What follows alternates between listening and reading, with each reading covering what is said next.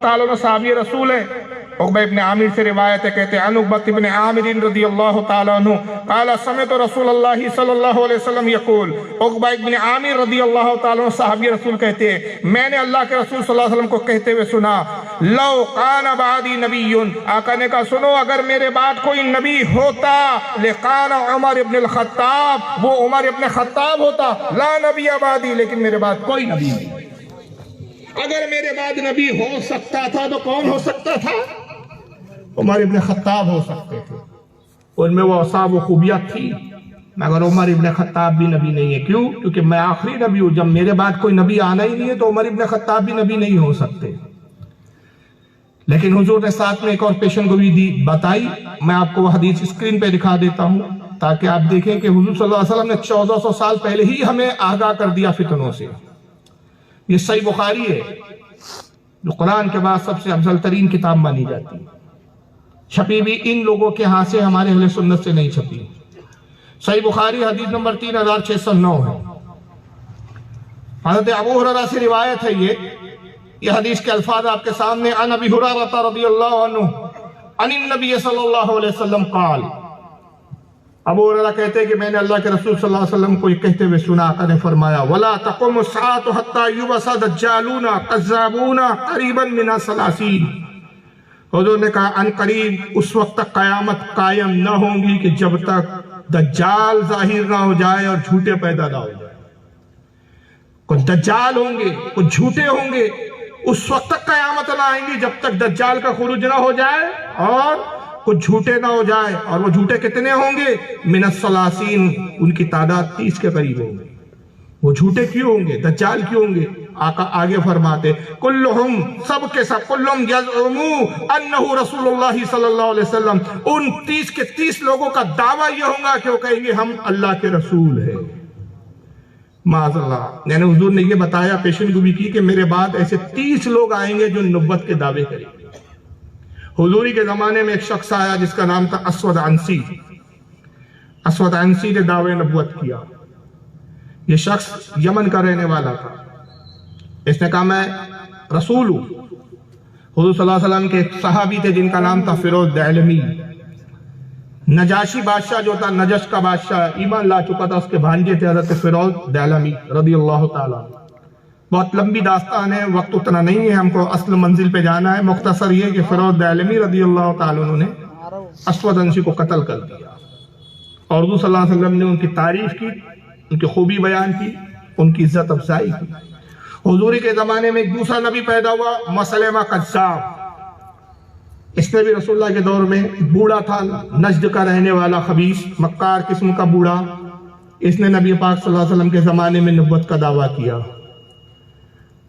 اور باقاعدہ پھر ایک جنگ ہوئی، قبیلہ بنو حنیفہ کا ایک شخص تھا، اور اس جنگ میں یہ بدبخت مارا گیا، اور ہزاروں لاکھوں لوگ اس کے بھی ایمان لانے والے اور ماننے والے ہو گئے۔ تقریباً 65 یا 66 ہجری میں مختار ثقفی نام کا ایک شخص پیدا ہوا، اس نے بھی نبوت کا دعویٰ کیا، اور اس نے دعویٰ یہ کیا کہ امام حسین کے قاتلوں سے پہلے بدلہ لیا اس نے۔ اب بعد میں کہنے لگا کہ صاحب جبریل میرے پاس آنے لگے، اور جبریل نے کہا کہ میں بھی نبی ہوں۔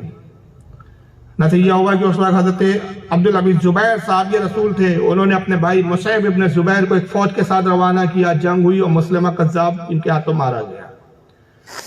تو مختلف ادوار میں مختلف لوگ دعوے کرتے رہے۔ ہم سے ایک صدی پہلے اعلیٰ حضرت فاضل بریلوی کے زمانے میں ایک شخص تھے، مولانا قاسم نانوتوی۔ ان کو بھی کچھ ایسا لگنے لگا کہ آج نہیں تو کل میں بھی نبی بن جاؤں گا۔ ان کے چاہنے والوں نے ان کے حالات پر ایک کتاب لکھی جس کا نام ہے سوانح قاسمی۔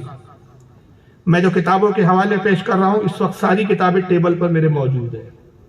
جو ٹیبل پہ موجود ہے وہ اسی کے اسکرین جو ہے آپ کو میں اسکرین کے طور پر اسکرین پر اس کے مطلب کیا کہنا چاہیے اسکین پہ جو آپ کو دکھا رہا ہوں۔ ایک حوالے پر بھی اگر آپ کو شک و شبہ ہو تو آپ جلسے کے بعد مجھ سے ملاقات کر کے اصل کتاب سے وہ حوالے دیکھ سکتے ہیں۔ سوانح قاسمی دیکھیے یہ آپ کے سامنے آ رہی ہے۔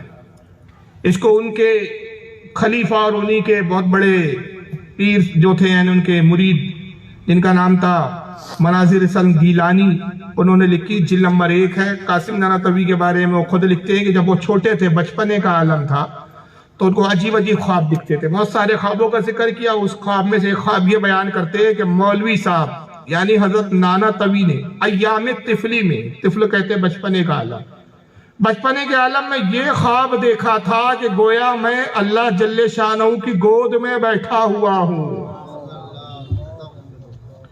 یہ کتاب یہاں ٹیبل پہ موجود ہے، آپ کو اسکرین پہ میں دکھا رہا ہوں۔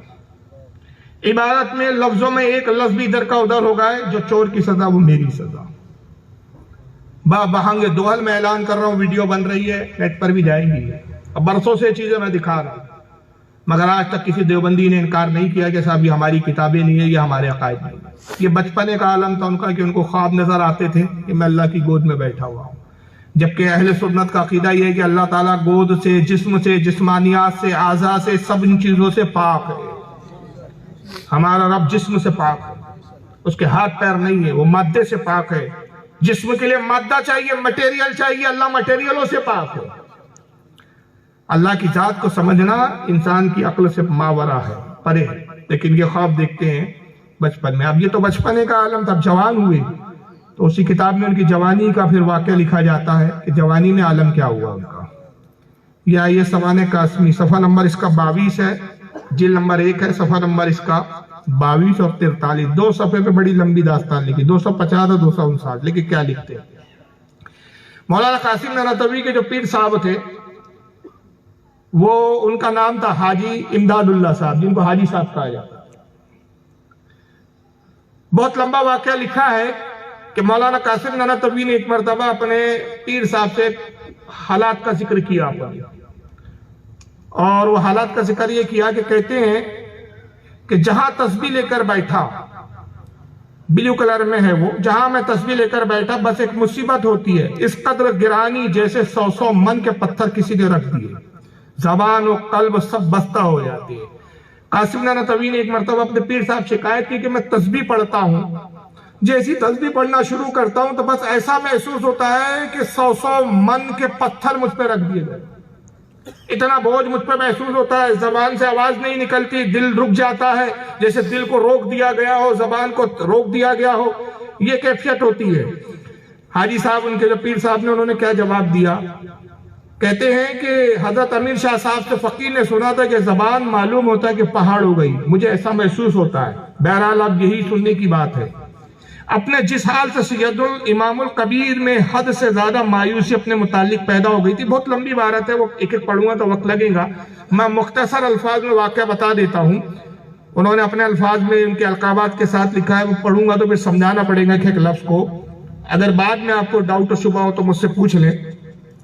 مولوی قاسم نانوتوی صاحب نے اپنے پیر سے شکایت کی اور کہا کہ جب بھی میں تسبیح لے کر بیٹھتا ہوں تو ایسا معلوم ہوتا ہے کہ 100 من کے پتھر رکھ دیے گئے، زبان رک دی جاتی ہے، دل قابو میں نہیں رہتا۔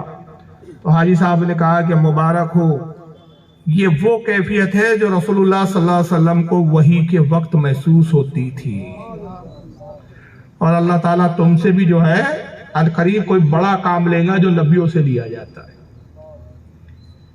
حضور کو وحی کے وقت جیسی تکلیف محسوس ہوتی تھی، جیسا وزن اور بوجھ محسوس ہوتا تھا، کہ بوجھ اسی طرح کا ہے جیسے وحی پر حضور کو ہوتا تھا، عنقریب تم سے بھی وہی کام لیا جائے گا جو نبیوں سے لیا جاتا ہے۔ نتیجہ کیا ہوا؟ قاسم نانوتوی صاحب اس دن سے خواب دیکھنے لگے اور سوچنے لگے کہ آج نہیں تو کل جبریل اپنے پاس آ جائے گا اور آ کے اعلان کرے گا کہ جناب آپ ہی نبی ہے۔ یہ دیوبند کے مدرسے کے بانی ہیں جن کے یہ حالات بیان ہو رہے ہیں۔ چنانچہ یہ ہوا کہ مولوی قاسم نانوتوی نے پھر خیال کیا کہ اچانک اگر میں نے نبی کا دعویٰ کر دیا تو لوگ اور قوم تو مجھے زندہ نہیں چھوڑیں گی، تو انہوں نے پھر راستہ ہموار کرنے کے لیے ایک چھوٹی سی کتاب لکھی۔ یہ کتاب اس وقت ہاتھ میں ہے میرے، تحذیر الناس، یہ کتاب لکھی، اور یہی کتاب سے بھی فتنہ شروع ہوا۔ اس کتاب میں انہوں نے کیا لکھا؟ خاتم النبیین کی ایک نئی تشریح کی انہوں نے، صفحہ نمبر 22 اور 43 ہے اس کتاب کا۔ ذرا یہ دیکھیے کیا لکھتے ہیں وہ کہتے ہیں کہ اگر فرض کیجیے آپ کے زمانے میں، آپ سے مراد یا رسول اللہ صلی اللہ علیہ وسلم میں، آپ کے زمانے میں بھی زمین میں یا آسمان میں کوئی نبی ہو تو وہ بھی اس وصف نبوت میں آپ ہی کا محتاج ہوں گا، اور اس کا سلسلہ نبوت بہر طور پر آپ پر منتخب ہوگا۔ اردو بڑی گاڑی ہے جو عام عوام سمجھ نہیں پاتی ہے. نتیجہ یہ ہوتا ہے کہ جب عوام اول تو ایسی کتاب پڑھتی نہیں ہے، ہاتھ میں آ جائے تو سمجھ نہیں پاتی، تو ان کے عقیدے پلے نہیں پڑتے. اور جب علماء اس کو آسان زبان میں سمجھاتے ہیں تو پھر لوگ کہتے ہیں یار ایسا تو ہم نے دیکھا نہیں. مولوی اشرف علی تھانوی کہتے ہیں کہ حضور کے زمانے میں اگر فرض کیجئے کوئی نبی پیدا ہو جائے آسمان میں یا زمین پر، تو تب بھی حضور کا خاتم النبیین ہونا جو ہے وہ برقرار رہیں گا، حضور کا سلسلہ خاتم النبیین برقرار رہیں گا. کیوں؟ اس کی وجہ آگے وہ بیان کرتے ہیں. آگے سنیے. اگر بالفرض آپ کے زمانے میں بھی کہیں اور کوئی نبی ہو، جب بھی آپ کا خاتم ہونا بدستور باقی رہتا ہے.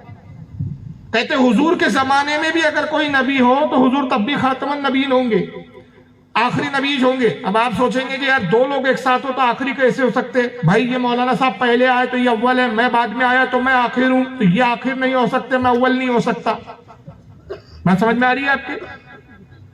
جو پہلے آیا وہ اول ہے، جو آخر میں آیا وہ آخر ہے. آخری والا پہلا کیسا ہوگا اور پہلے والا آخر کیسا ہوگا؟ تو حضوری کے زمانے میں اگر کوئی نبی آ جائے تو تب بھی حضور خاتم النبیین ہوں گے. تو کیوں ہوں گے؟ اس کا جواب انہوں نے آگے دیا ہے. بڑی گاڑی اردو لکھی ہے، بڑے دور کی کوڑی لائی ہے.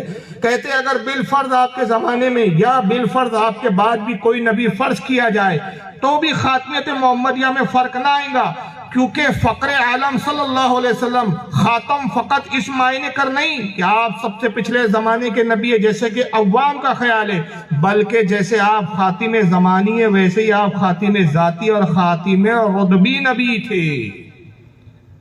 بات ذرا وزنی ہو گئی، ہارڈ ہو گئی، میں آسان کر کے بتاتا ہوں. وہ کہتے ہیں کہ حضور کے زمانے میں فرض کیجئے کوئی نبی آئے یا حضور کے بعد آئے تب بھی حضور آخری نبی ہوں گے، اس لیے کہ رتبے میں مقام میں حضور آخری نبی ہے. زمانے کے اعتبار سے نہیں کہ جو عوام کا خیال ہے کہ آخری زمانے میں آئے اس کے بعد تب صرف قیامت آنے والی ہے، تو حضور آخری زمانے میں آئے اس لیے آخری نبی ہے، اس وجہ سے آخری نبی نہیں ہے، بلکہ مقام و مرتبے کے اعتبار سے آخری نبی ہے. حضور کے بعد بھی اگر کوئی نبی آئے تو نبی تو ہو سکتا ہے لیکن حضور کے لیول کا نبی نہیں ہوگا، حضور کے برابر کا نبی نہیں ہوگا. جیسے مثال کے طور پہ میں یوں سمجھاؤں، جو کہنا چاہ رہے ہیں کہ بھئی اعلیٰ حضرت ایک بہت بڑے عالم آ گئے، لیکن اعلیٰ حضرت کے آخری عالم ہے کیا؟ ہم کہتے ہیں بھئی اعلیٰ حضرت جیسا تو اب عالم پیدا نہیں ہوں گا، عالم تو بہت آئیں گے. اعلیٰ حضرت آخری عالم نہیں ہے، خاتم العالمین نہیں ہے، وہ عالموں میں آخری نہیں ہے، اور بھی عالم آئیں گے لیکن اعلیٰ حضرت جیسا کوئی عالم نہیں آئے گا. یہ ہم کہہ رہے ہیں، تو وہ یہی کہنا چاہ رہے ہیں کہ حضور کے بعد نبی تو آئیں گا لیکن حضور خاتم النبیین اس معنی میں کہ آپ کا رتبہ تمام نبیوں سے بڑا ہے. حضور کے بعد جو نبی آئے گا اس کا رتبہ حضور سے چھوٹا ہوگا. تو اگر میں نبوت کا کل دعویٰ کر لوں تو کنفیوز ہونے کی ضرورت نہیں، میں نبی تو ہوں گا لیکن نبی سے چھوٹا والا نبی رہوں گا. یہ انہوں نے راستہ ہموار کیا، اور اس کتاب کی بنیاد پر علماء حرم نے، حرمین طیبین نے یعنی مکہ اور مدینہ کے علماء نے، اور اعلیٰ حضرت فاضل بریلوی نے اور ہندوستان کے کئی علماء نے ان پر کفر کا فتویٰ لگایا کہ حضور صلی اللہ علیہ وسلم مرتبے کے اعتبار سے بھی خاتم النبیین ہے اور زمانے کے اعتبار سے بھی خاتم النبیین ہے، دونوں اعتبار سے خاتم النبیین. لیکن ان کی ایک بدقسمتی تھی. بدقسمتی یہ تھی کہ انہوں نے یہ کتاب لکھ کر، یہ تحذیر الناس چھٹاک بھر کا کتاب لکھی جس پہ کفر کا فتویٰ لگا، اور انہوں نے یہ سوچ کر اب راستہ ہموار کیا تھا کہ آج نہیں تو کل میں جب ماحول بن جائے گا لوگ یہ بات ذہنوں میں قبول کر لیں گے کہ بھئی حضور کے بعد نبی تو آ سکتا ہے لیکن حضور کے لیول کا نہیں آئے گا، تو چھوٹا نبی مان لو ان کو. نعرہ تکبیر، نعرہ رسالت، مبلغ اسلام، مبلغ دعوت اسلامی جناب غلام یاسین صاحب تشریف لائیے. تو انہوں نے راستہ اپنے لیے بنایا، لیکن ان کی قسمت کیا خراب تھی. ہوا یہ کہ گرداسپور پنجاب کا ایک علاقہ ہے، وہاں پر ایک شخص تھا، اس کا نام تھا غلام احمد قادیانی. عربی پہ اس کی پکڑ تھی، عربی اچھی بولتا تھا، اچھا بڑا عالم تھا. جیسی اس کے ہاتھ یہ کتاب چڑھی اس نے کہا جب نبی آ سکتا ہے اور حضور کے بعد بھی کوئی نبی آئے تو حضور آخری نبی خاتم النبیین ہونا فرق نہیں پڑے گا، حضور کی خاتمت پہ کوئی فرق نہیں آئے گا، اس لیے کہ خاتم النبیین حضور رتبے کے اعتبار سے چھوٹے لیول کا نبی تو آ سکتا ہے. تو اس نے خود ہی اعلان کر دیا کہ میں ہی نبی ہوں. اب سارے دیوبندی پریشان ہو گئے، بھائی راستہ تو ہم نے اپنے لیے بنایا تھا، یہ بازی کون لے گیا؟ بھائی کرسی میں نے اپنی لیے لگائی تھی، بیٹھ کوئی اور گیا. تب یہ چلانے لگے اٹھو میاں کرسی سے. اس نے کہا بھائی تم ہی نے تو لکھا نبی آ سکتا ہے، تم نے لکھا نا، تم نے کہا نا آ سکتا ہے، آ سکتا نہیں، لیجئے میں آ گیا. اب ہوا یہ کہ سارے دیوبندی پریشان ہوئے. ہمارے علماء اہل سنت نے غلام احمد قادیانی اس مسخرے پر بھی کفر کا فتویٰ لگایا. ظاہر ہے جو نبی ہونے کا دعویٰ کرے مسلمان ہو سکتا ہے؟ بولیے آپ. ہو ہی نہیں سکتا ہو. اب دیوبندی والوں نے مناظرہ شروع کر دیا. اس سے کہا چلو مناظرہ کرو. تو دیوبند کے ایک بہت بڑے علامہ گزرے ہیں, مولانا اشرف علی تھانوی کے شاگردوں میں تھے. ان کا نام تھا مولانا مولوی عطا اللہ. ان کا مناظرہ ہوا غلام احمد قادیانی سے. اب مناظرہ بھی کتنا مزاحیہ خیز ہوا یہ میں نہیں بیان کرتا. اس جماعت کے بہت بڑے عالم ہیں, موجود ہیں, بالکل ابھی رگڑ رگڑ کے مرنے کے کگار پر ہے. نام ہے ان کا مولوی طاہر غیاوی. بہار کے ہیں, کئی مناظرے کیے انہوں نے ہمارے سنی علماء سے اور مکی کھائے. یہ بھی زندہ ہے فی الحال. ناگپور ہی میں انہوں نے خطاب کیا اس تعلق سے, اور اس کا آڈیو میرے پاس موجود ہے, اور انہوں نے خود اپنے چینل پہ بھی ڈالا ہے. ایسا نہیں ہے کہ ہم نے لا لیا ڈپلیکیٹ بنا لیا, ان کے خود کے چینلوں پہ آڈیو ڈالا ہے. انہوں نے اس مناظرے کی رودات پیش کی. آئیے ذرا وہ رودات سنیے ان کی زبان سے, تفسیرہ میں بعد میں کرتا ہوں. آڈیو سنیے. یہ 2 فوٹو لگا دی گئی ہیں. یہ دوپٹہ پہنے ہوئے جو ہیں یہ طاہر غیاوی صاحب ہے, اور یہ جو بازو میں بنا ٹوپی کے یا بنا رومال کے ہیں یہ عطا اللہ بخاری ہے, جنہوں نے غلام احمد قادیانی سے مناظرہ کیا تھا. ذرا سنیے. قرآن سے اپنی نبوت ثابت کرتا تھا. کہتا مبشرم برسول یاتی من بعدہ اسمہ احمد. اللہ کے رسول خود بشارت دیتے ہوئے آئے تھے کہ میرے بعد ایک پیغمبر آئے گا, ایک رسول آئے گا ان کے بعد, جس کا نام ہوگا احمد. میں غلام احمد, وہی رسول.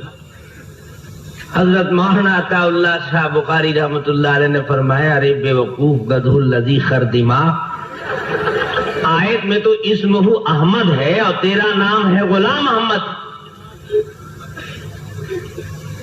آنے والے کا نام احمد بتایا گیا, تو احمد نہیں, تو غلام احمد ہے. تو قادیانی صاحب بولنے لگے کہ دیکھیے حضور, اصل نام ہمارا تو صرف احمد ہے, وہ تو ماں باپ نے غلام بڑھا دیا. میرا پیور خالص نام تو صرف احمد ہی ہے, ماں باپ کی غلطی سے غلام بڑھ گیا, اس لیے اس غلطی کو چھوڑیے, جو خالص نام ہے وہ تو احمد ہی ہے. تو مولانا عطا اللہ شاہ بخاری رحمۃ اللہ علیہ نے فرمایا کہ اچھا, میں تو سمجھ رہا تھا کہ ایسا حادثہ میرے ہی ساتھ ہوا ہے, لیکن آپ کے ساتھ بھی ایسے ہی حادثہ ہو گیا. میرا بھی نام صرف اللہ تھا, یہ تو ماں باپ نے غلطی سے اس کے پہلے عطا لگا دیا تو عطا اللہ ہو گیا. میں سمجھ رہا تھا کہ تنہا میرے ہی ساتھ یہ حادثہ ہوا ہے, لیکن عجیب اتفاق ہے کہ آپ کے ساتھ بھی یہی واقعہ ہو گیا. آپ کا نام احمد تھا, غلام آپ کے ماں باپ نے بڑھا دیا. میرا نام اللہ تھا, عطا میرے ماں باپ نے بڑھا دیا. چلیے آپ بھی صحیح, میں بھی صحیح, چلیے آپ بھی صحیح, میں بھی صحیح. لیکن سوال پیدا ہوتا ہے, جب میں اللہ ہوں تو نبی تو میں نے بنایا نہیں آپ کو, نبی بنے کیسے تم؟ معاملہ تو پھر پھنسے کا پھنسا رہ گیا. تو قادیانی احمق الناس, کیا کیجئے گا. اب یہ قادیانی کو احمق الناس کہہ رہے, خود بہت بڑے احمق الناس ہے. ناس کہتے ہیں لوگ, احمق الناس لوگوں میں بہت بڑے جاہل گواہ. ان کے عطا اللہ بخاری صاحب نے مناظرہ کیا, ابھی طاہر غیاوی کی زبانی سنا. انہوں نے غلام احمد قادیانی سے سب سے پہلا یہ سوال کیا کہ تو نبی ہے, اس کی دلیل کیا ہے. کہ سب سے پہلی جہالت تھی کہ کسی شخص سے نبوت کی دلیل مانگنا ہی کفر ہے. امام ابن حجر المکی الحیثمی رحمۃ اللہ علیہ, ان کی کتاب ہے الخیرات الاحسان, صفحہ نمبر 103, وہ کہتے ہیں کہ رسول اللہ آخری نبی ہے. اب اگر اس زمانے میں کوئی شخص آئے اور وہ کہے میں نبی ہوں, اور ہم کہے کہ تو نبی ہے, اس کی دلیل دے, تو یہ دلیل مانگنے والا خود کافر ہو گیا. اس لیے کہ معاذ اللہ کیا دلیل دے تو آپ نبی مان لیں گے. آپ کہیں گے تو نبی ہے تو جھاڑ کو بلاؤ, درخت کو بلاؤ, وہ درخت کو بلا لے تو آپ نبی مان لیں گے کیا؟ خدا کی قسم اگر آج آ کر کوئی چاند کے ٹکڑے بھی کر کے دکھا دے تو ہم اس کو نبی, کیونکہ ہمارا عقیدہ قرآن پر موجود ہے اور اتنا مستحکم ہے کہ ہم شعبے بازی کی بنیاد پر کسی کو نبی نہیں مانتے, ہم اس کو جادو سمجھیں گے. تو سب سے پہلا تو یہی بیوقوفی تھی ان کے عطا اللہ بخاری صاحب, جو دیوبند کے عالم تھے, اتنے بڑے احمق تھے, تو وہ پوچھ رہے غلام احمد قادیانی سے تو نبی, اس کی دلیل کیا ہے. تو غلام احمد قادیانی نے دلیل دی, کہا کہ میں نبی ہوں, اس کی دلیل تو قرآن میں موجود ہے. اور اس قرآن کی پھر آیت پڑھ کے سنوی, پارہ نمبر 28 سورہ الصف آیت 6 ہے, وَمُبَشِّرًا بِرَسُولٍ يَأْتِي من بعد اسمہ احمد. یہ عیسیٰ علیہ السلام کا جملہ ہے جو قرآن میں بیان کیا کہ عیسیٰ علیہ السلام نے کہا کہ اے لوگوں میرے بعد ایک رسول آئے گا, میں ایک رسول کی بشارت دیتا ہوں جس کا نام احمد ہوگا. اب یہ احمد کون ہے؟ یہ رسول اللہ کی ذات ہے, کیونکہ آقا فرماتے اس آیت کے تعلق سے کہ آسمان میں میرا نام احمد ہے اور زمین پر میرا نام محمد ہے. میں احمد بھی ہوں, میں محمد بھی ہوں. عیسیٰ علیہ السلام نے رسول اللہ کی بشارت دی. غلام احمد قادیانی نے وہ آیت پڑھ کے کہا جو قرآن میں احمد نام آیا نا وہ میرے ہی بارے میں آیا, وہ میں ہی ہوں. تو عطا اللہ بخاری صاحب نے ان کے جواب دیا ہے کہ قرآن میں تو احمد لفظ آیا, اسمہ احمد, اس کا نام احمد ہوگا, تیرا نام تو غلام احمد ہے, تو غلام ہے. تو غلام احمد قادیانی نے کہا اصل میں جب میں پیدا ہوا تو میرے گھر والوں کو پتہ نہیں تھا, ان سے غلطی ہو گئی, انہوں نے غلام احمد نام رکھ دیا, ورنہ اصل میں کون ہوں؟ احمد ہوں. تو عطا اللہ بخاری صاحب احمق الناس صاحب کیا جواب دیتے ہیں؟ کہتے ہیں کہ اوہو یہ حادثہ تمہارے بھی ساتھ ہوا ہے, میں تو سمجھ رہا تھا یہ حادثہ میرے ہی ساتھ ہوا ہے, میں تو اللہ ہوں, میرے ماں باپ پہچانے نہیں تو عطا اللہ نام رکھ دیا میرا, حقیقت میں تو میں اللہ ہوں, اور جب میں اللہ ہوں تو میں نے تو آپ کو نبی بنایا نہیں, جب میں نے آپ کو نبی نہیں بنایا تو آپ نبی کیسے بن گئے؟ یعنی دوسرے لفظوں میں یہ ہوا کہ جناب تم اگر اپنے وقت کے نبوت کا دعویٰ کر کے مسلمہ قذاب ہو, اسود عنسی ہو, تو میں بھی کسی طرح نمرود و فرعون سے کم نہیں ہوں. تو یہ وہ گلے کی ہڈیاں تھی دیوبندی مکتب فکر کے لیے کہ جو جال اپنے لیے بچھایا تھا دوسروں کو پھانسنے کے لیے خود اس میں پھنس گئے. اور ہمارے نزدیک غلام احمد قادیانی بھی اسلام سے خارج تھا اور مولوی قاسم نانوتوی بھی خارج تھے. یہ وہ پہلی بنیاد اور پہلا اختلاف تھا تحذر الناس کی بنیاد پر, جس پر دیوبند اور اہل سنت دو الگ الگ مکتب فکر میں بڑھ گئے. اور بار بار ان کو مطالبہ ہوتا رہا کہ آپ اس سے توبہ کر لیجئے, اور آپ نے جو رسول اللہ کی خاتمیت کا انکار کیا ہے کہ حضور کے خاتم النبیین ہونے کا مطلب یہ نہیں ہے, یہ غلط مطلب ہے, یہ تشریعات ائمہ کی نہیں ہے, اس سے توبہ رجوع کیجئے. انہوں نے مرنا کفر پہ گوارا کیا, لیکن صرف اپنی یہ آدھی چھٹاک کی کتاب میں وہ 2 لائن اور 2 عبارت نکالنا گوارا نہیں کیا.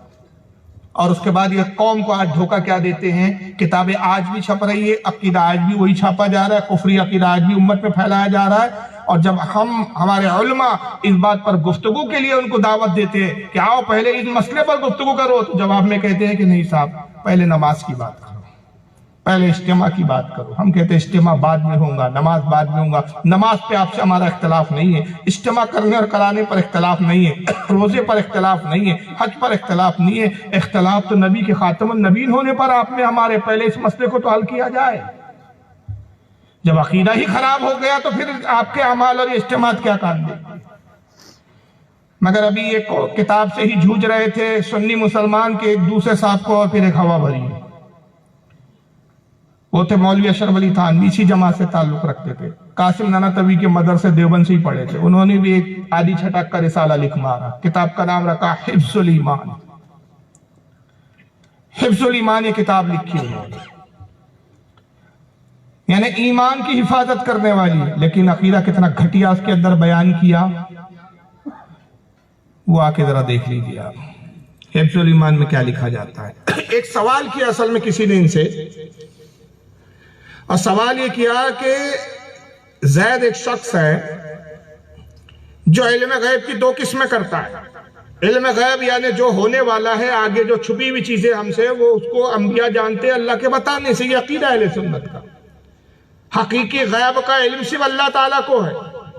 قیامت کب آئیں گی, کون کہاں مرے گا, کب پیدا ہوگا, جتنی غیب کی چھپی ہوئی باتیں صرف اللہ جانتا ہے. لیکن اللہ کے بتانے سے رسول اللہ بھی باتوں کو جانتے ہیں.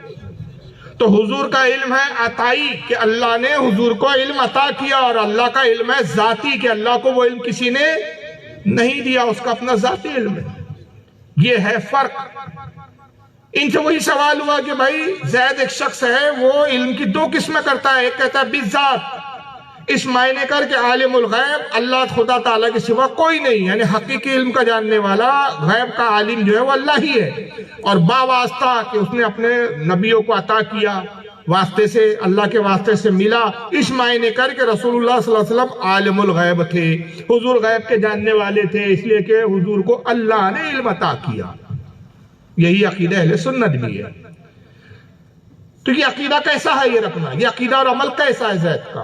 یہ سوال کیا کسی نے اشرف علی تھانوی صاحب سے، ان کے دل میں بغض بھرا ہوا تھا رسول کا، تو انہوں نے جواب کیا دیا، بڑا لمبا چوڑا دیا، لیکن جو آخر میں انہوں نے عبارت لکھی اس پر اختلاف شروع ہوا، اور اس میں انہوں نے نبی کے علم کا انکار ہی نہیں کیا بلکہ نبی کے علم کا مذاق اڑایا اور توہین کی رسول اللہ۔ بڑی گاڑی اردو میں انہوں نے لکھا، کہا پھر یہ کہ آپ کی ذات مقدس پر علم غیب کا حکم کیا جانا اگر بقول زید صحیح ہو تو دریافت طلب یہ امر ہے کہ اس غیب سے مراد بعض غیب ہے یا کل غیب۔ اگر بعض علوم غیبیہ مراد ہے تو اس میں حضور صلی اللہ علیہ وسلم ہی کی کیا تخصیص ہے؟ ایسا علم غیب تو زید، عمر، بلکہ ہر صبی و مجنون، بلکہ جمیع حیوانات و باہیم کے لیے بھی حاصل ہے۔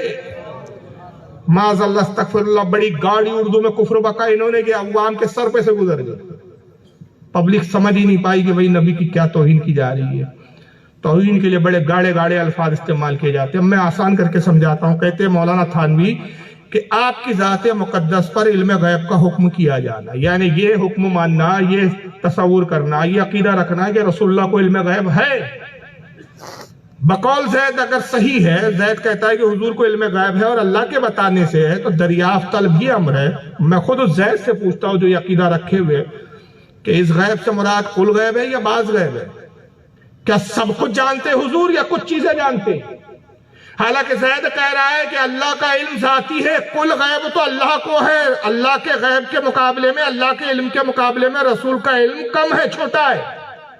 اور اعلیٰ حضرت فاضل بریلوی نے اس کی کیسی تشریح کی؟ الدولۃ المکیہ میں اعلیٰ حضرت فرماتے ہیں کہ اللہ کا علم اگر سمندر تو رسول کا علم قطرے کے برابر بھی نہیں، مگر حضور کا علم مخلوق کے مقابلے میں ایسا کہ حضور کا علم اگر سمندر مان لے تو تمام مخلوق کا علم ملا دو تو حضور کے علم کے مقابلے میں قطرے کے برابر۔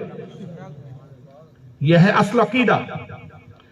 حضور تمام مخلوق میں سب سے زیادہ جانتے ہیں، لیکن اللہ کے مقابلے میں قطرے کے برابر بھی نہیں جانتے، کیونکہ خدا کا علم ذاتی ہے، حضور کو اللہ نے بتایا ہے اور کچھ چیزیں بتایا ہے، کل غیب نہیں ہے۔ یہی عقیدہ اہل سنت ہے ہمارا۔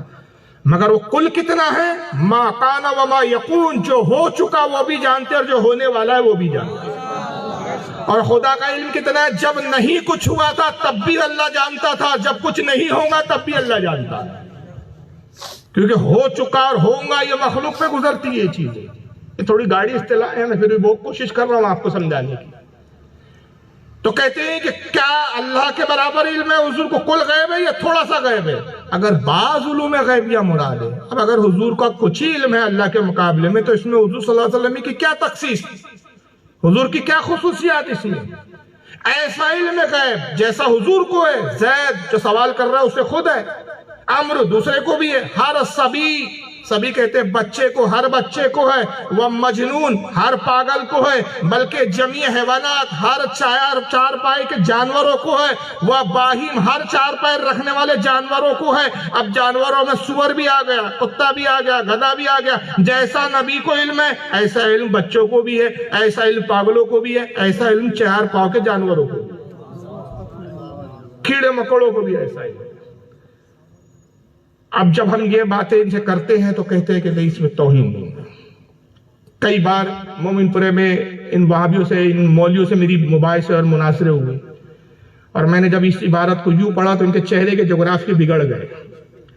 میں نے جب نبی کے بارے میں بولو تو یہ تعویلیں کرتے، نہیں اس کا مطلب ایسا نہیں ایسا ہے، ایسا نہیں ایسا مطلب ہے، ایسا نہیں ایسا مطلب ہے، مطلب بتاتے۔ مگر وہی بات جب ان کے مولوی کے بارے میں کہہ دو تو چہرے کے جغرافیے بڑھ جاتے ہیں۔ اگر میں یہ کہوں کہ جیسا مولانا اشرف علی تھانوی کو علم ہے، جیسا مولوی قاسم نانوتوی کو علم ہے، جیسا مولوی رشید احمد گنگوئی کو علم ہے، جیسا تبلیغی جماعت کے بانی مولوی الیاس قاندیلی کو علم ہے، جو کچھ ان لوگوں کو علم ہے، ان میں ان کی کیا تخصیص علم ہے؟ جیسا علم ان کو، ایسا علم تو کتوں کو بھی ہے، سور کو بھی ہے، گدھے کو بھی ہے، کیڑے مکوڑوں کو بھی ہے۔ تو کہیں گے ہمارے مولوی کی توہین ہو گئی، مگر یہی بات جب وہ رسول کے اوپر فٹ کرتے ہیں تو توہین نہیں مانتے۔ یہ حفظ الایمان کی آدھی چھٹک کا اور رسالہ تھا کہ اس عبارت کی بنیاد پر اعلیٰ حضرت نے 13 سال ان کو سمجھایا۔ کتنے سال؟ 13 سال کہ تم نے نبی کے علم کا مذاق اڑایا، اور صرف نبی کے علم کا نہیں، نبی کو علم کس نے دیا؟ تو تم نے اللہ کے دینے کا مذاق اڑایا، اللہ کی عطا کا مذاق اڑایا کہ کیا اللہ نے اپنے نبی کو ایسا علم دیا جیسے کتے اور جانوروں کو ہے، جیسے سور اور گدھوں کو ہے، جیسے پاگلوں کو اور بچوں کو ہے؟ ایسا علم حضور کو دیا اللہ نے معاذ اللہ۔ لیکن انہوں نے توبہ کرنا ضروری نہیں سمجھا۔ میں نے کتنے دیوبندیوں سے یہ سوال کیا، آج تک کوئی دیوبندی مجھے مطمئن نہیں کر سکا۔ آپ بھی یہ سوال ان سے پوچھے اور دیکھیں کیا جواب دیتے۔ جب یہ کہتے ہیں کہ محبت کی بات کرو، اختلاف کی بات مت کرو، اتحاد کی بات کرو، جوڑنے کی بات کرو، توڑنے کی بات مت کرو، ہم کہتے ہیں توڑا کس نے؟ ان کتابوں نے توڑا۔ جب تک یہ کتابیں لکھی نہیں گئی، آپ بھی ہمارے ساتھ تھے، یہ کتابیں لکھی گئی تو آپ پہ فتوے لگے اور آپ اور ہم دو الگ الگ ہو گئے۔ تو کیا یہ کتاب قرآن تھی کہ جس کا زیر و زبر بدلا نہیں جا سکتا تھا؟ کیا قرآن تھی؟ کیا آپ کے یہ مولوی پیغمبر تھے کہ جن کی بات واپس نہیں لی جا سکتی تھی؟ تو تم نے کتابوں کو چھاپنا گوارا کیا، تم نے ان عبارتوں کو مانا، اس کی تعویلیں کی، لیکن صرف ان کتابوں کو چھاپنا بند کر کے توبہ کر کے تم نے امت کو جوڑنا گوارا نہ کیا۔ تو تم جھوٹ بول رہے ہو، مکاری سے کام لے رہے ہو۔ اگر تم سچے ہوتے اپنی بات اور اپنے قول میں تو تم کہتے ٹھیک ہے، اس کتاب کی وجہ سے آپ سے اور ہمارا اختلاف ہے، ہم اس کتاب کو چھاپنا بند کرتے ہیں، اس سے ہم توبہ کرتے ہیں۔ اگر ہماری توبہ صحیح ہے اللہ قبول کرے، اور اگر ہم عقیدہ غلط نہیں ہے تب بھی ہم اللہ سے رجوع کرتے ہیں، اتحاد ہو جاتا۔ لیکن تم نے اتحاد کو گوارا نہیں کیا، کتابیں چھپتی رہی اور آج بھی چھپ رہی ہے، اور انہی کتابوں کی بنیاد پر آج بھی رسول اللہ کے علم کا کیسے کیسے مذاق نہیں اڑایا جا رہا ہے۔ ایک مولوی صاحب اس وقت جیتے جاگتے، ذرا آئیے سنیے، مولوی معراج ربانی یہ کیا نعوذ کہتے ہیں؟ باللہ، بلکہ یہاں تک کہا گیا ہے، اعوذ باللہ، میں کہتا ہوں یہ تو شیخ عبد القادر جیلانی کا یہ شعر ہو ہی نہیں سکتا، لیکن اپنے نادانوں نے، اپنے ظالموں نے کس طرح سے شیخ عبد القادر جیلانی کو بدنام کیا۔ کہتے ہیں کہ شیخ عبد القادر جیلانی فرماتے ہیں کہ رأیت بلاد اللہ جمع کخردلۃ علی حکم اتصالی، علی حکم اتصالی، میں اللہ کے شہر کو اور دنیا کو ایسے دیکھ رہا ہوں جیسے اپنی ہتھیلی پہ رائی کے دانے کو میں دیکھ رہا ہوں، مسلسل اس طرح سے میں دیکھتا ہوں۔ اعوذ باللہ، استغفر اللہ۔ یہاں تو ہمارے نبی حضرت محمد الرسول اللہ صلی اللہ علیہ وسلم کا عالم کیا تھا؟ آپ صلی اللہ علیہ وسلم، اللہ کے رسول صلی اللہ علیہ وسلم کو اپنے پیٹھ پیچھے کا بھی علم نہیں تھا، اللہ کے رسول صلی اللہ علیہ وسلم کو دیوار کے پیچھے کا بھی پتہ نہیں تھا کہ اس کے پیچھے کون ہے، کیا کر رہا ہے، کیا نہیں کر رہا ہے کہ نہیں؟ یہ مذاق اڑایا جا رہا ہے، نعوذ باللہ۔ اور یہ ابتدا کہاں سے کی انہوں نے؟ غوث اعظم کا شعر ہے، سرکار غوث اعظم نے قصیدہ لکھا ہے، اس کا نام ہے قصیدہ غوثیہ، اصل نام ہے قصیدہ خمریہ، 29 اشعار ہے، اور غوث اعظم کا یہ الہامی خطبہ ہے۔ الہامی یہ کہ اللہ تعالیٰ نے حکم دیا عبد القادر جو مقام میں نے تجھے عطا کیا اس کا اظہار کر۔ تو سرکار غوث اعظم نے بطور قصیدہ کے اشعار کے اپنے مقام کو بتایا کہ میرا مقام کیا ہے۔ اس میں ایک شعر کہتے ہیں غوث اعظم اپنا مقام بتاتے ہوئے، اس کو بھی غلط پڑھا اس نے، رائے تو پڑھ رہا ہے، وہ رائے تو نہیں ہے، نظر تو ہے، وہ نظر تو الی بلاد اللہ جمع کخردلۃ علی حکم اتصالی۔ غوث اعظم کہتے ہیں اللہ نے مجھے وہ مقام دیا، وہ درجہ دیا کہ میں اللہ کے تمام ملکوں کو، اللہ کے تمام شہروں کو ایسے دیکھ رہا ہوں جیسے ہتھیلی میں رائی کا دانہ رکھا ہوا ہے۔ جب میں نبی کی اولادوں میں اتنے بعد آنے والا 500 ہجری کے غوث اعظم، نبی کے وصال کے 500 سال کے بعد میں نبی کی اولادوں میں نبی کا شہزادہ ہو کر اللہ نے مجھے یہ درجہ دیا کہ میں اللہ کے تمام شہروں کو، کائنات کو ہتھیلی میں رائی کے دانے کی طرح دیکھتا ہوں، تو میرے مصطفیٰ کو اللہ نے کتنا علم دیا ہوگا۔ تو غوث پاک کے شعر سے یہ عقیدے کا رد ہو گیا تھا کہ حضور کا علم جانور اور پاگلوں کی طرح معاذ اللہ نہیں ہے، لیکن مولوی صاحب کی رگ پھڑک گئی اور انہوں نے کہا یہ شعر غوث پاک کا ہو ہی نہیں سکتا، کیوں؟ ہمارے عقیدے کے خلاف ہے تو ہم کتاب کا انکار کر دیتے ہیں۔ حالانکہ یہ قصیدہ موجود ہے اور اس کو میں نے آج 6 سال پہلے بمبئی میں چیلنج کیا تھا۔ اس نے 2-3 ویڈیو بنایا جس میں کہتا ہے کہ یہ غوث پاک کا قصیدہ ہے ہی نہیں، بریلیوں نے گھڑا ہے اس کو، اور میں نے چیلنج کیا کہ میرے پاس قصیدہ موجود ہے، قدیم نسخے موجود ہیں، بہت پرانے 100 سال پرانے تک کے نسخے موجود ہیں، اگر تو واقعی سچا ہے تو مجھ سے مناظرہ کر، اور میں مناظرے میں وہ قصیدہ تجھے دکھانے کے لیے تیار ہوں۔ لیکن آج تک انہوں نے ایکسپٹ نہیں کیا، صرف अवाम को धोखा देते हैं, बेवकूफ बनाते हैं। और उसके बाद कहता है कि हमारे नबी का तो ये हाल था, दीवार के पीछे की खबर नहीं थी हुजूर को, पीठ पीछे का पता नहीं था रसूलुल्लाह को कि पीठ के पीछे क्या हो रहा है, तो गौस पाक ऐसा कैसे कह सकते हैं। लेकिन आइए चलिए हुजूर सल्लल्लाहु अलैहि वसल्लम का खुद क्या मकाम था, ये खुद देख लीजिए। ये बेवकूफ लोग पढ़ते नहीं है शायद किताबी, ये है सही बुखारी। अब इससे बड़ी मोतबर हदीस की किताब तो अहले सुन्नत में कोई है नहीं सही बुखारी से, कुरान के बाद सबसे अफजल मानी जाती है। हदीस नंबर 418 किताबुस सलाह, अन अबी हुरैरा रज़ियल्लाहु ताला अन्हु, हज़रत अबू हुरैरा रज़ियल्लाहु ताला से रिवायत है, अन्ना रसूलुल्लाह सल्लल्लाहु अलैहि वसल्लम क़ाल। हदीस का पस मंजर ये है कि हुजूर नमाज पढ़ा रहे हैं मस्जिद नबवी शरीफ में। अबू हुरैरा कहते हैं कि कुछ लोगों का नमाज में ख्याल नहीं था, तवज्जो नहीं थी, उनके दिलों में कुछ अलग अलग ख्यालात चल रहे थे, दुनियावी कामों के ख्यालात में मशगूल थे, कुछ लोग दाढ़ियों से खुजा रहे थे, अलग अलग अंदाज था साहबा का। हुजूर ने नमाज पढ़ाई और नमाज जब खत्म की, हल तरौना क़िबलती हा हुदा, सरकार ने जब इनकी हालत ये देखी तो नमाज का सलाम फेरने के बाद फरमाया, क्या तुम ये समझते हो कि मेरा रुख किबले की तरफ है और जो मेरे पीठ के पीछे तुम्हारे हालात है उससे मैं खबरदार नहीं, उसको मैं नहीं जानता। फा वल्लाही मा यख्फा अलैया खुशूकुम वला रुकूकुम, अल्लाह की कसम मैं तुम्हारे खुशू को भी देखता हूं और तुम्हारे रुकू को भी देखता हूं। पीठ के पीछे तुम किस तरह नमाज पढ़ रहे हो उसको भी मैं देखता हूं। लेकिन यहां पर देखिए, हो सकता है कोई वहाबी कल चालाकी करे और आपसे बेवकूफ बनाने के लिए कहे कि असल में देखिए हुजूर ने कहा मैं रुकू को देखता हूं। जिब्रील बता देते थे कि फला शख्स रुकू सही नहीं कर रहा है।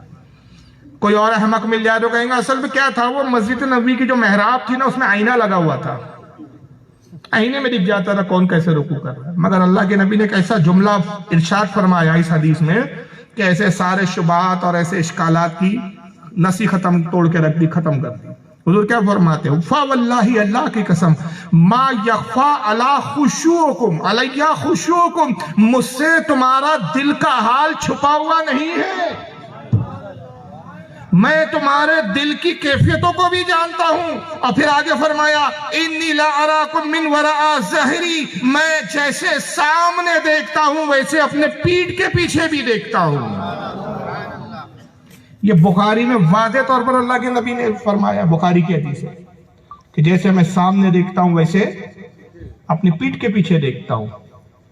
लेकिन ये बुखारी की हदीस मौलाना अशरफ अली थानवी साहब की नजर से नहीं गुजरी, मौलवी महराज रब्बानी की नजर से नहीं गुजरी, और इन्होंने गुस्ताखी की नबी की और कहा कि हुजूर का इल्म जो है दीवार के पीछे का भी नहीं था, पीठ पीछे का भी नहीं मालूम था, हद तो ये है माज़अल्लाह के हुजूर का इल्म गैब जानवरों पागलों की तरह। और ये हदीस देखिए, ये हदीस हो सकता है कोई कहे कि रसूलुल्लाह जब हयात थे तब इल्म था, आज तो आज भी आप कहते हैं कि हुजूर सल्लल्लाहु अलैहि वसल्लम हयात है और हुजूर आज भी इल्म गैब जानते हैं। आइए हदीस सुन लीजिए। ये अल मवाहिबुल लदुनिया है जो बहुत बड़े इमाम गुजरे, इमाम कस्तलानी रहमतुल्लाह अलैह। ये उस दौर के जब बरेली देवबंदी के नाम से किसी को जाना जाता नहीं था, किसी को पुकारा नहीं जाता, जब देवबंदियों का वजूद भी नहीं था। अल मवाहिबुल लदुनिया इमाम कस्तलानी की जिल्द नंबर 3 है, इसका सफ़ा नंबर 559 है।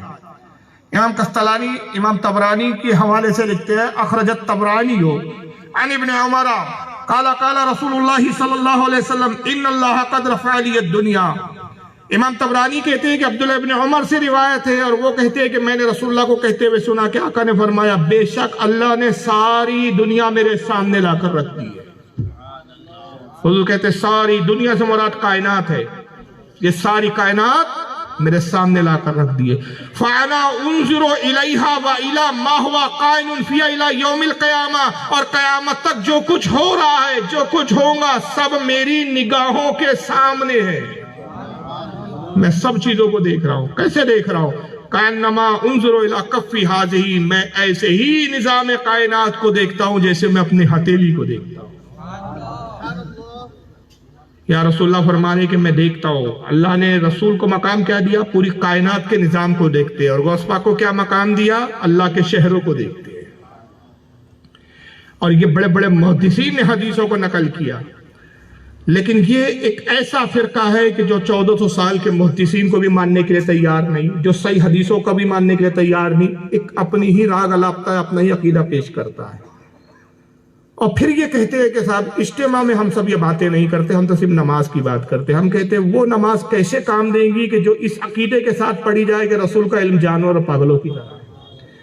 وہ نماز کیسے قبول ہوگی جو اس عقیدے کے ساتھ پڑھی جائے کہ نعوذ باللہ حضور کے بعد بھی کوئی نبی آ سکتا ہے؟ پھر یہاں بھی ایک چالاکی کر سکتے ہیں، بھائی جنہوں نے لکھا وہ تو مر گئے، ہم ان کو تھوڑی مانتے۔ ہم کہتے ہیں بھائی ٹھیک ہے، چلیے مان لیا کہ جو مر چکے ہیں آپ ان کو نہیں مانتے، جب ان کو نہیں مانتے تو انہوں نے یہ نبی کی توہین کی، تو پھر آپ ان کو کافر کیوں نہیں کہتے؟ وہاں پہ کیوں آپ کو ہچکچاہٹ ہوتی ہے؟ تو پھر یہاں بھی ایک مکاری کرتے ہیں، وہ تو اللہ صاحب جانتے کون کافر ہے کون مسلمان ہے۔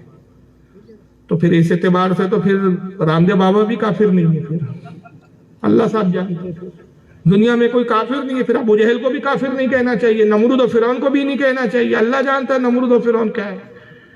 ارے بھائی اسلام کا قانون یہ ہے کہ کافر کو کافر کہا جائے گا اور مومن کو مومن کہا جائے گا۔ الفائزون، اللہ فرماتا ہے لوگوں کیا جنت والے اور جہنم والے برابر ہو جائیں گے؟ ہرگز برابر نہیں ہو سکتے، جو جنت والے وہی کامیابی کو پہنچے۔ تو ایمان کا تقاضا ہے کہ کافر کو کافر کہا جائے۔ اسی بنیاد پر اہل سنت کا اجماع ہے کہ اگر کسی پر کفر و سرزد ہو جائے، نعوذ باللہ اللہ نہ کرے، کوئی کفر کے دلدل میں چلے جائے تو اس کو کافر ماننا ضروریات دین میں سے، اور جو اس کے کفر کو نہ مانے، من شکا فی کفرہ و عذابہ فقط کفر، جو کسی کافر کے کفر اور عذاب میں شک کرے وہ بھی کافر ہو۔ یہ اصول ہے۔ آقا صلی اللہ علیہ وسلم فرماتے الرضا کفر فقط کفر، جو کفر سے راضی ہوا وہ بھی کافر ہو گیا۔ مگر یہاں الٹی نیا گنگا بہ رہی ہے۔ مولانا معراج ربانی، میں نے ابھی حدیث سے سنایا، حضور پیٹ پیچھے بھی دیکھتے ہیں، دلوں کے حالات بھی جانتے ہیں، رشی کو علم غیب کہا جاتا ہے، لیکن الٹا چور کوتوال کو ڈانٹے، یہ ہم پہ فتویٰ لگا رہے علم غیب مانو تو کافر۔ اللہ کے نبی کو غیب کا علم نہیں تھا، اللہ کے نبی کو غیب کا علم نہیں تھا، اور اگر کوئی کہتا ہے تو دنیا کا بدترین کذاب ہے، جھوٹا ہے، مشرک ہے وہ، مشرک ہے وہ۔ اللہ کے نبی مر گئے، قبر اللہ کے نبی بولو، اور جو یہ عقیدہ نہ رکھے وہ کافر ہے۔ یہ ہے الٹا چور کوتوال کو ڈانٹے۔ اللہ کے نبی کو غیب کا علم نہیں تھا، نبی پاک مر چکے ہیں، جو یہ مانے حضور کو علم غیب ہے وہ کافر ہے، مشرک ہے۔ یہ تو آپ کا فتویٰ ہے کہ قرآن و حدیث کا یہی فتویٰ ہے۔ آئیے میں ذرا ایک آیت کے ترجمے اور ایک آیت کی روشنی میں آپ کو بتاؤں۔ قرآن سے ہم فیصلہ لیں، اے قرآن تو بتا کہ نبی کا علم غیب ماننے والا کافر ہے یا نبی کے علم غیب کا انکار کرنے والا کافر ہے؟ تو ہم کو تفاسیر میں ملتا ہے، میں ابھی آگے حوالے دوں گا کہ یہ روایت کن کن کتابوں میں لکھی ہے۔ ہم کو تفاسیر میں ملتا ہے کہ غزوہ تبوک سے اللہ کے نبی لوٹ رہے ہیں، غزوہ تبوک ایک جنگ ہوئی، جنگ سے لوٹ رہے ہیں، ایک جگہ پڑاؤ ڈالا گیا، حضور آرام فرما رہے ہیں، پتہ چلا کہ رسول اللہ صلی اللہ علیہ وسلم کی اونٹنی گم ہو گئی، سرکار کی اونٹنی غائب ہو گئی، نظر نہیں آئی۔ صحابہ نے کہا یا رسول اللہ آپ کی اونٹنی گم ہو گئی، فرمایا تلاش کرو میری اونٹنی کو۔ صحابہ اونٹنی کو ڈھونڈنے لگے آس پاس، بس منافقین کو موقع مل گیا۔ منافقین کا تصور رکھ لو اور آج کے ان بدعقیدوں کا تصور رکھ لو، دونوں کے عقیدوں میں کوئی فرق نہیں آتا۔ شارحین مفسرین کہتے ہیں کہ منافق ایک جگہ جمع ہوئے، آپس میں ہنسنے لگے، مذاق کرنے لگے، اور انہوں نے کیا جملہ کہا، اس جملے کو قرآن نے بیان کیا ہے۔ انہوں نے کہا، حدیث میں بیان کیا گیا، تفسیروں میں آیا، انہوں نے کہا وما یدری محمد بالغیب، محمد غیب کیا جانے، محمد کو غیب کی خبر نہیں۔ ایک طرف تو محمد آسمان کی باتیں کرتے ہیں، جنت کی باتیں بتاتے ہیں، اور اونٹنی کہاں گم ہو گئی ان کو اپنی اونٹنی کے بارے میں پتا نہیں۔ انہوں نے بھی یہی کہا کہ وما یدری محمد بالغیب، محمد غیب کیا جانے، اور آج کا وہابی بھی کیا بول رہا ہے، رسول اللہ غیب نہیں جانتے۔ بولی دونوں کی، محمد غیب کہاں جانے، ایک طرف آسمان کی باتیں کرتے ہیں، اونٹنی کہاں گم ہو گئی، اونٹنی کا ہی پتہ نہیں ہوتا۔ یہ مذاق اڑایا رسول اللہ نے۔ ایک صحابی تھے زید ابن ارقم رضی اللہ تعالیٰ، انہوں نے ان کی یہ بات سنی، سرکار کی خدمت میں آیا، عرض کیا یا رسول اللہ وہاں کچھ منافقین بیٹھے ہوئے اور آپ کے علم غیب کا مذاق اڑاتے ہیں۔ حضور کو جلال آیا، فرمایا بلاؤ۔ ان کو بلایا گیا، آقا نے فرمایا کیا تم یہ سمجھتے ہو کہ میں غیب نہیں جانتا؟ خدا کی قسم کائنات کی کوئی چیز مجھ سے چھپی ہوئی نہیں ہے، لیکن میں اس وقت تک کسی کام کے لیے بولتا نہیں ہوں جب تک رب کی طرف سے مجھے حکم ہوتا نہیں ہے. میری خاموشی میں حکمت ہوتی ہے، حکمت پوشیدہ ہوتی ہے. اب تم نے میرے علم میں غیب پر اعتراض کیا تو میں تمہیں خبر دیتا ہوں، خدا کی قسم میں جانتا ہوں میری اونٹنی کہاں ہے. جاؤ فلاں پہاڑ کی وادیوں میں، فلاں وادی میں ایک جھاڑی ہے، اس جھاڑی میں میری اونٹنی ہے جو جھاڑی کو کھا رہی ہے. اس جگہ کا نام بتایا، پہاڑ کا نام بتایا، وادی کا نام بتایا، اور وادی میں وہ اونٹنی کیا کر رہی ہے یہ بھی بتایا. صحابہ کو یقین تھا کہ جو حضور نے کہہ دیا پتھر کی لکیر. صحابہ کرام نے کہا چلو ہمارے ساتھ، دیکھ لو ہمارے ربی نے صحیح کہا کہ نہیں. گئے تو حضور نے جیسا بتایا تھا ویسا ہی پایا. وہی پہاڑ تھا، وہی وہ ایک وادی تھی، وہاں کچھ جھاڑیاں تھی، اور جس جھاڑی کے بارے میں حضور نے کہا تھا وہی جھاڑی اونٹنی کھانے میں مشغول تھی. صحابہ نے اونٹنی کو لیا، لے آئے. زید ابن ارقم فرماتے صحابہ نے پھر ان منافقین سے کہا کیوں تم تو رسول کے علم غیب کا انکار کر رہے تھے؟ کہہ رہے تھے وما یدری محمد بالغیب، محمد غیب کیا جانے. اب دیکھتے نہیں کہ ہمارے نبی نے، ہمارے پیغمبر نے غیب کا علم دیا، غیب کی خبر دی. تو منافق کی عادت ہوتی ہے جب پھنس جاتا ہے تو کیا بولتا ہے، آج کے بھی وہاں بھی یہی بولتے ہیں. انہوں نے کہا ارے ہم تو مذاق میں بول رہے تھے، یہ سب ہم نے تو ہنسی میں کہہ دیا تھا، اتنا سیریس تھوڑی تھے ہم. آپ اتنے لوڈ لے لیا، آپ لوگوں نے اتنے سیریس ہو گئے، ہم نے تو ہنسی مذاق میں کہہ دیا تھا. جب انہوں نے یہ جملہ کہا اسی وقت قرآن عظیم کی آیت کریمہ نازل اور اللہ فیصلہ فرما رہا ہے. پارہ نمبر 10 سورہ توبہ آیت نمبر 65 اور 66. رب ارشاد فرماتا ہے وَلَئِن سَأَلْتَهُمْ لَيَقُولُنَّ إِنَّمَا كُنَّا نَخُوضُ وَنَلْعَبُ. اللہ فرماتا ہے کہ محبوب اب آپ ان سے پوچھو گے تم نے ایسا کیوں کہا تو ضرور یہی کہیں گے ہم تو ہنسی مذاق کر رہے تھے. جب آپ ان سے پوچھو گے ایسا کیوں کہا، کیوں تم نے میرے علم غیب کا مذاق اڑایا، تو جواب میں کیا کہیں گے، ہم تو یوں ہی ہنسی مذاق کر رہے تھے. قُلْ بِاللَّهِ وَآيَاتِهِ وَرَسُولِهِ كُنْتُمْ تَسْتَهْزِئُونَ. اے محبوب فرماؤ ان سے کیا اللہ سے مذاق کرتے ہو، کیا اللہ کی آیتوں سے مذاق کرتے ہو، کیا اللہ کے رسول سے مذاق کرتے ہو. لا تعتذروا قد کفرتم بعد ایمانکم. اب بہانے مت بناؤ، تم کافر ہو گئے ایمان لانے کے بعد. لا تعتذر، بہانے مت بناؤ، بہانے بازی مت کرو کہ ہنسی کی بات تھی، اللہ رسول سے ہنسی کرتے ہو. کیا ہو گیا تمہارا یہ کہنے کے بعد؟ قد کفرتم، تحقیق کہ تم کافر ہو گئے، بعد ایمانکم، ایمان لانے کے بعد. قرآن کہتا ہے پہلے مومن تھے تم، ایمان والے تھے، مگر کافر ہو گئے. کیوں کافر ہوئے؟ میرے نبی کے علم غیب کا انکار کر کے کافر ہو گئے، نبی کے غیب کا مذاق اڑا کے کافر ہو گئے. تو پتہ چلا کافر وہ نہیں ہے جو نبی کا غیب مانے، کافر وہ ہے جو نبی کے علم غیب کا انکار کرتا ہے. تو قرآن کا فیصلہ کچھ اور ہے، صحابہ کا عقیدہ کچھ اور ہے، وہابیوں کا عقیدہ کچھ اور ہے. یہ وہ چیزیں ہیں جس پر ہمارے ان سے اختلافات ہیں. ہم کہتے ہیں پہلے نبی کے علم غیب پر تو وہ بات صاف ہو جائے، پہلے حضور کی خاتمیتیں پر تو بات صاف ہو جائے، اس کے بعد گفتگو. یہ آیت کی جو میں نے تفسیر اور واقعہ بیان کیا، کن لوگوں نے لکھا اس کو؟ امام ابن مجاہد جو تابعی ہے، حضرت ابن مالک کے شاگرد، ان کی تفسیر مجاہد ہے. تفسیر ابن مجاہد جلد 1 صفحہ 263 کے لکھا انہوں نے. اس واقعے کو امام ابن عبد الملک بن حشام یہ بھی تابعی ہے، انہوں نے اپنی کتاب سیرت النبوہ جلد 4 صفحہ 166 پر لکھا. امام ابن جریر طبری نے اپنی کتاب تفسیر طبری جو قرآن کی تفسیر ہے جلد 14 صفحہ نمبر 335 پہ لکھا. امام ابن ابی حاتم نے اس کو لکھا. حافظ ابن کثیر نے لکھا جس کو دیوبندی اور اہل حدیث دونوں بہت مانتے ہیں. حافظ ابن کثیر کی تفسیر القرآن ہے، اس کے اندر اسی آیت کے تحت انہوں نے بھی یہ واقعہ لکھا. امام سیوطی نے، جلال الدین سیوطی نے در منصور میں لکھا. امام اسماعیل نبہانی نے حجت اللہ علی العالمین میں لکھا. امام شہاب الدین خفاجی نے نسیم الریاض میں لکھا. ابن قیم جوزیہ جو بہت بڑا وہابیوں کا عالم گزرا ہے، اس نے اپنی کتاب زاد المعاد میں لکھا. یہ روایت کئی لوگوں نے لکھی ہے. مگر دوگلا پنا دیکھیے، حضور کو علم غیب نہیں معلوم، دیوار کے پیچھے کی خبر نہیں، اور گستاخی یہاں تک کرنے پہ آمادہ ہوئے. یہ کتاب دیکھیں آپ، البراہد القاطعہ. اب یہ تیسری کتاب ہے جو اختلاف کا سبب بنی. اس میں ایک بات تو وہ لکھی گئی، اس پر میں تبصرہ کروں گا، کافی وقت لگ جائے گا کیونکہ عبارت بھی ہارڈ ہے، سمجھانے میں آدھا پون گھنٹہ گزر جائے گا. میں مفہوم بتا رہا ہوں جس بنیاد پر، اس کتاب کی بنیاد پر فتویٰ دیا گیا. خلیل احمد امبیٹوی تھے اسی جماعت کے، دیوبند کے،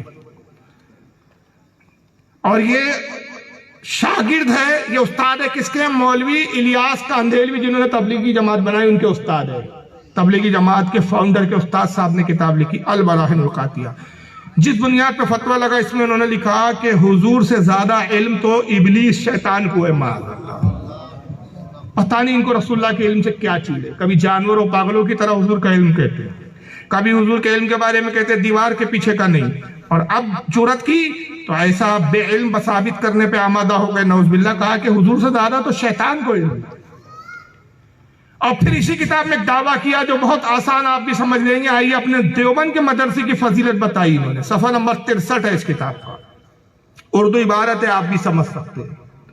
कहते हैं मदरसे देवबंद की अजमत हक ताला की दरगाह पाक में बहुत है। यूपी सहारनपुर में मदरसा देवबंद का, इसी बुनियाद पर उस मदरसे के पढ़ने वालों को और उसका अकीदे को बात हो रही है। तो बुजुर्ग साहब को बड़ी हैरत हुई देवबंद के, उन्होंने कहा आप तो अरबी है,